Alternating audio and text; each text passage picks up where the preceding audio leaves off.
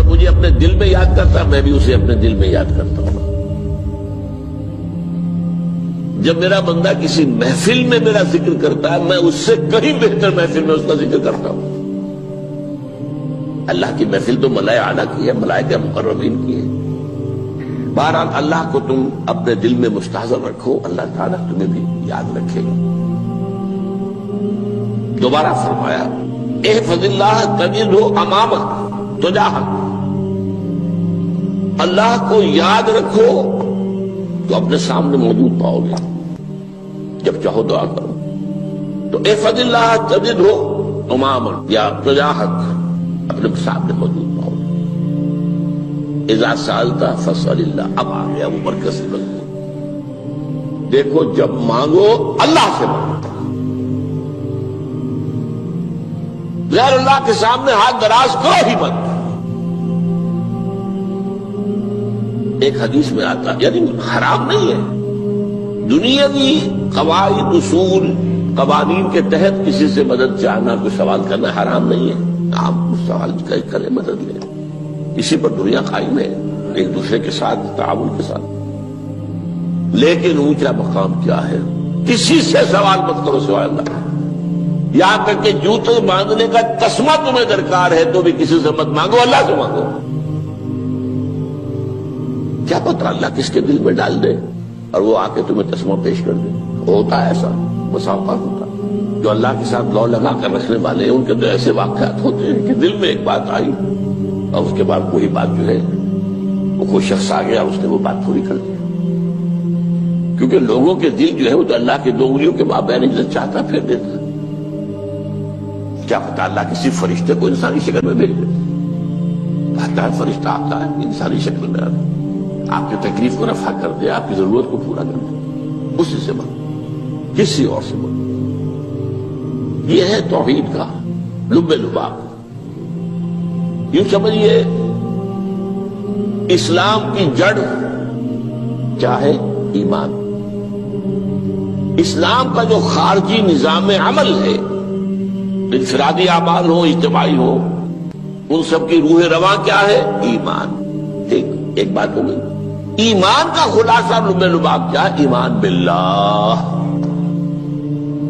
ویسے ایمان بالآخرہ بھی ہے، ایمان بالملائکہ ہے، ایمان بالانبیاء ہے، ایمان بالرسل ہے، ایمان بالکتب ہے، ایمان بالقلب ہے. لیکن اصل ایمان، اسی لیے ایمان مجمل میں آپ کو معلوم ہے کسی اور چیز کا ذکر نہیں. آمنت باللہ کما ہوا باسمائہ وصفاتہ وقبلت جمیع احکامہ اقرار باللسان وتصدیق بالقلب. یہ ایمان مجمل ہے. اجمالی طور پر ایمان اس کا نام ہے.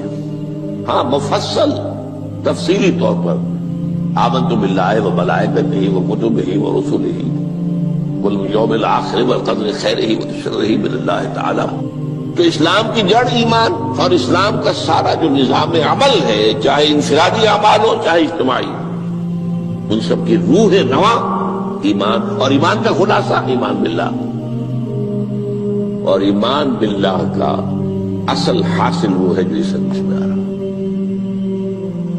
اس کے دو تقاضے: عبادت صرف اسی کی، استعانت صرف اسی سے. اس لیے میں نے سورہ فاتحہ کا تذکرہ شروع میں کیا. یہ عبادت کا جوہر ہے، عبادت کا جو ہے یہ ایمان کا حاصل. عبادت صرف اس کی ہے اور استعانت صرف اس سے. استعانت ہی میں سوال بھی آ گیا، یہ بھی مدد ہے. آپ کسی سے کچھ مدد مالی چاہ رہے ہیں یا کوئی اور مدد چاہتے ہیں، کسی کام میں مدد چاہتے ہیں، جیسے میں نے کہا تھا کہ سفارش کرانا چاہتے ہیں، بھی مدد ہے. وَإِذَا اسْتَعَنْتَ فَاسْتَعِنْ بِاللَّهِ. اور جب مدد مانگو صرف اللہ سے مانگو. اور وہ سارے الفاظ یاد کر لیے: استدعاء، استعانت، استغاثہ. یہ جو غوث اعظم سے استغاثہ کیا جاتا ہے تو شرک ہے. استغاثہ اللہ سے، دعائی اللہ کی. اس اعتبار سے استمداد، استعانت، استدعاء، استغاثہ، یہ سب اللہ سے، صرف اللہ سے. عبادت صرف اللہ، ایاک نعبد، اور استعانت صرف اللہ سے. مانگو صرف اللہ سے، جب مدد طلب کرو صرف اللہ سے، اور جان لو اگر تمام لوگ جمع ہو کر تمہیں کوئی فائدہ پہنچانا چاہے نہیں پہنچا سکتے، الا بشیء قد کتب اللہ لک وان اجتمعوا علی ان یضروک بشیء لم یضروک الا بشیء قد کتب اللہ علیک، اور اگر سب مل کر چاہے تمہیں کوئی نقصان پہنچا دے نہیں پہنچا سکتے مگر وہی کچھ جو اللہ نے تمہارے لیے لکھ دیا۔ اب بتائیے خوف کی جڑ کٹ جائے گی کہ نہیں؟ یہ جو ایمان جو ہے یہ خوف اور حزن دونوں سے نجات دلانے والی بات ہے۔ جو حقیقی مومن ہے وہ اللہ کا ولی ہے، حقیقی مومن وہ اللہ کا ولی ہے، اور الا ان اولیاء اللہ لا خوف علیہم ولا هم يحزنون۔ یہ اولیاء اللہ کو علیحدہ مخلوق نہیں ہے، کوئی ان کے سر پہ سینگ نہیں ہوتے، انسان ہی ہوتے ہیں، لیکن حقیقی معنی میں مومن ان اعتبارات سے جو آج ہم پڑھ رہے ہیں ایمان اس درجے کا پہنچ گیا تو اللہ کا ولی ہے۔ ان لوگوں کے لیے خوف کس بات کا؟ کس سے خوف کروں؟ اس کے ہاتھ میں کچھ ہے ہی نہیں، اور اگر کچھ اللہ نے میرے لیے لکھ دیا وہ آ کر رہے گا، چاہے میں لاکھ گڑ گڑاؤں اور اس کے سامنے کہ مجھے چھوڑ دے، اگر اللہ نے لکھا وہ آیا وہ تو آئے گا، تو کاہے کو اس کے سامنے گڑ گڑانا، کاہے کو جبرسائی کرنا اس کے سامنے، اور کسی کے ہاتھ میں کچھ ہے ہی نہیں، میرا خیر ہے ہی نہیں، کاہے کو خوشامد کرو اس کے لیے۔ اور سنیے، رفعت الاقلام، دیکھو نوجوان، قلمیں اٹھا لی گئی ہیں، وجفت الصحف، اور جو رجسٹر ہیں صحیفے ان کی سیاہی خشک ہو چکی ہے۔ یہ ہے وہ اللہ کا علم، اس میں ہر شے لکھ دی گئی ہے، اس کی قلم اٹھا لیے گئے۔ جیسے آپ کو معلوم ہے امتحان ہوتا تھا، 3 گھنٹے ختم ہو گئے، اسٹاپ رائٹنگ، بس اب قلم رک جانا چاہیے۔ وہ قلم تو تقدیر کا کاتب جو ہے وہ قلم اس کا اب اٹھا لیا گیا، اور جو صحیفے جن پر یہ لکھا گیا وہ خشک ہو گئے۔ یہ تو روایت ہے جو امام ترمذی نے جس کو روایت کیا، یہ متن ان کا ہے جو ہم نے پڑھا ابھی، اور ان کا قول یہ ہے کہ یہ حدیث حسن صحیح ہے، لیکن یہی روایت اور انہی راوی سے عبداللہ ابن عباس سے رضی اللہ تعالیٰ عنہما اور بھی محدثین نے کی ہے۔ اس میں سے ایک اور متن جو ہے وہ یہاں پر امام نووی نے دے دیا ہے، احفظ اللہ تجدہ امامک، یہ تو پہلا وہ ٹکڑا تھا، وقت تو جاہک تھا، یہاں امامک ہے، مطلب ایک ہی ہے، اپنے سامنے پاؤ گے۔ اللہ کی حفاظت کرو، اللہ کو دل میں، اللہ کی یاد کو محفوظ رکھو، گویا کہ اللہ کو مستحضر رکھو۔ ذکر اللہ کے معنی کیا ہے؟ استحضار اللہ فی القلب، یہ ذکر اللہ ہے۔ جنہیں ہم ذکر سمجھ بیٹھے ہیں وہ ذکر کے ذریعے ہے۔ اقیم الصلاۃ لذکری، نماز قائم کرو میری یاد کے لیے، نماز ذریعہ ہے یاد کا۔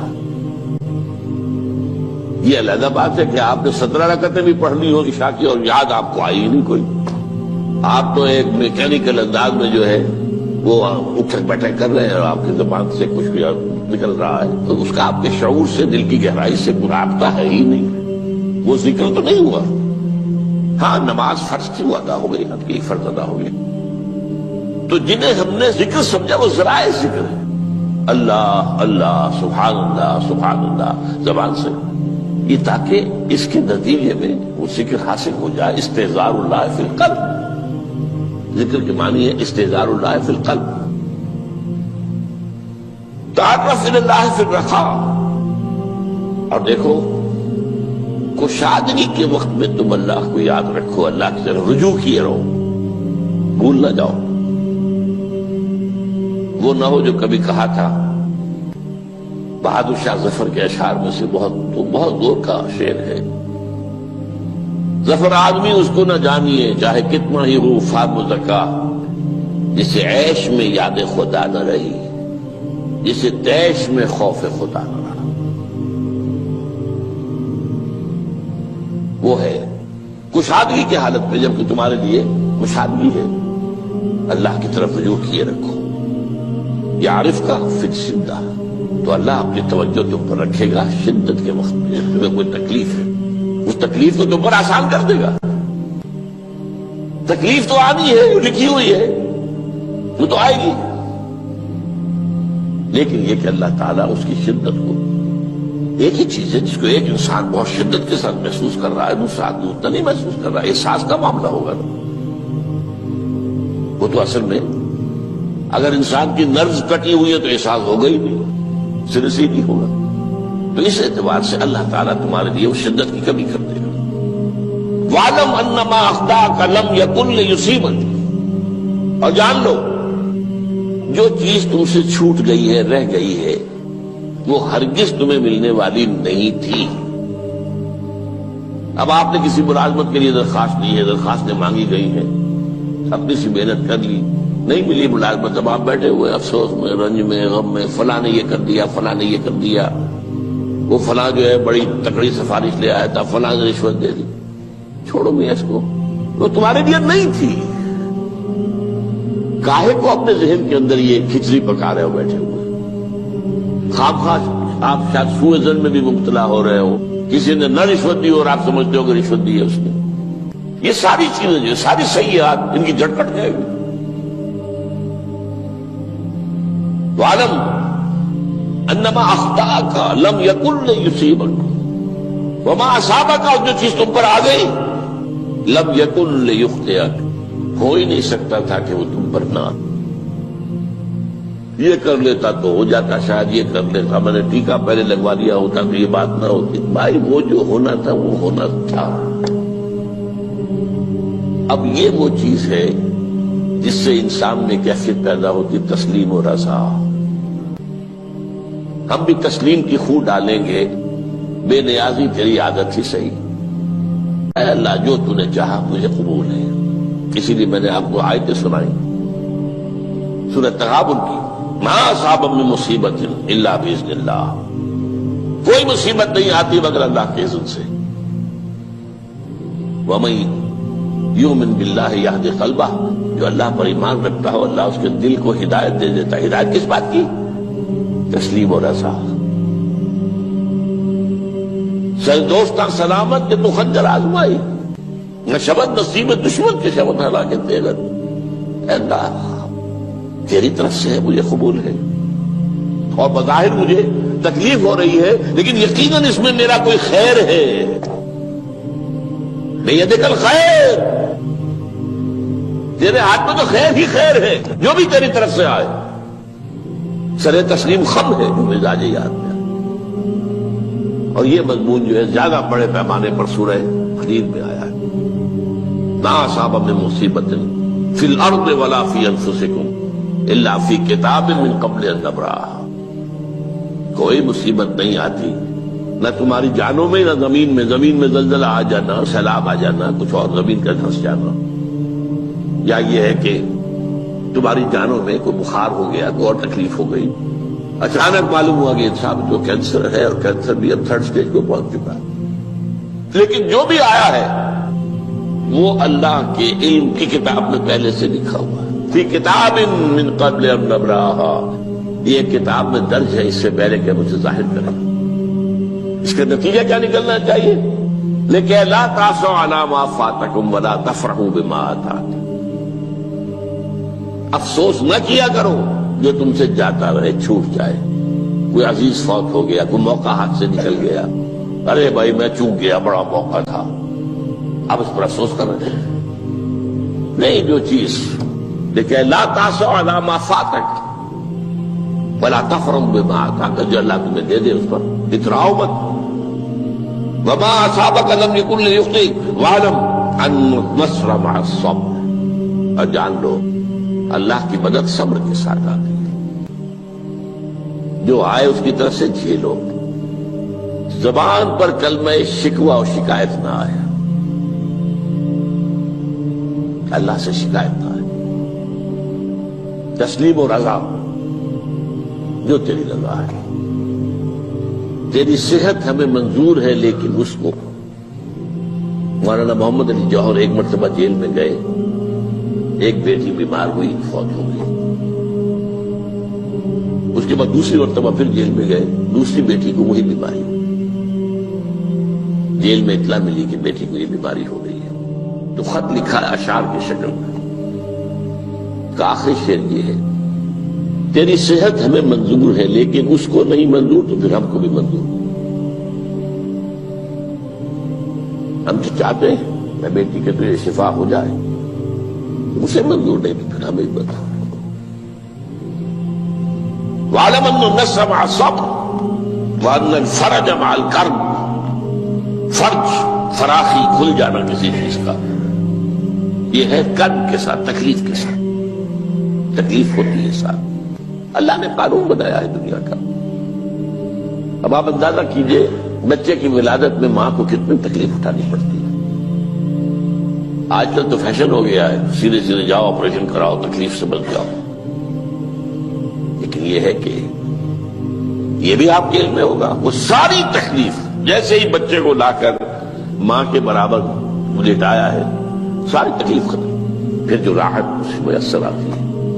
ان الفرج مع الکرب وان مع العسر یسرا، اسی لیے میں نے وہ آیتیں بھی پڑھی تھی، ان مع العسر یسرا ان مع العسر یسرا۔ اس دنیا میں یہ اللہ نے نظام بنایا ہے، سختیاں جھیلنی ہی ہوں گی۔ لقد خلقنا الانسان فی کبد، ہم نے انسان کو پیدا کیا مشقت کے اندر، مشقت تو کرنی پڑے گی۔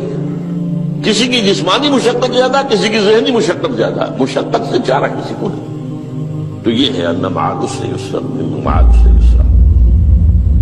بارک اللہ لی ولکم فی القرآن العظیم ونفعنی وإیاکم بالآیات۔